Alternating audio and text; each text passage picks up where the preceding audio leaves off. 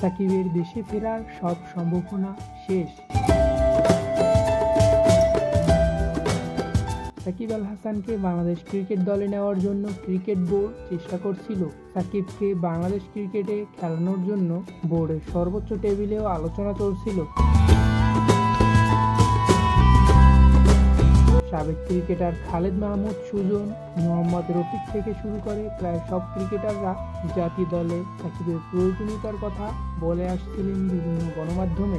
এমনকি বিসিবির সভাপতি থাকাকালীন সময়ে ফারুক আহমেদও সাকিবের প্রয়োজনীয়তা বিষয়ে সরকারের সঙ্গে আলোচনা করছিলেন। আমিনুল ইসলাম বুলবুল বিসিবির সভাপতি হওয়ার পরও সাকিবের কথা বলেছেন। বিশেষ করে খালেদ মাহমুদ সুজন বারবার বলেছেন সাকিবের রাজনৈতিক বিষয়টি বাদ দিয়ে তার 17 বছরের অবদানের কথা যেন বিবেচনা করা হয়।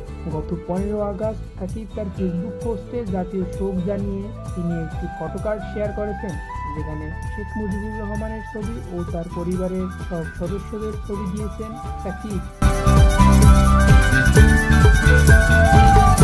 পোস্টে তিনি লিখেছেন তার পরিবারের সব শহীদ সদস্যদের প্রতি শ্রদ্ধাঞ্জলি।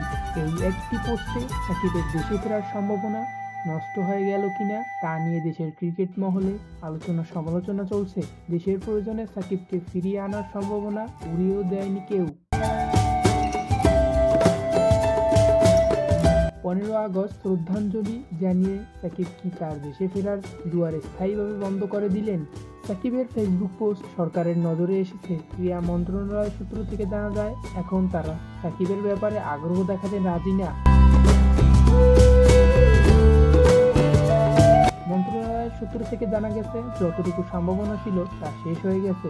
মন্ত্রণালয়ের একটি দায়িত্বশীল সূত্র দাবি, 2024-এর পরবর্তী যারা ফ্যাসিস্ট সরকারের সঙ্গে সম্পৃক্ত ব্যক্তি কিংবা গোষ্ঠী তারা কেউই 2024-এর পরবর্তী সরকারের সঙ্গে যায় না। মন্ত্রণালয়ের দায়িত্বশীল সূত্র মনে করে সাকিব নিজের সুযোগ নিজেই নষ্ট করলো। শেষ সম্ভাবনা যতটুকু ছিল তা নষ্ট করলো, তাতে সহযোগিতা করার কোনো স্কোপ নেই।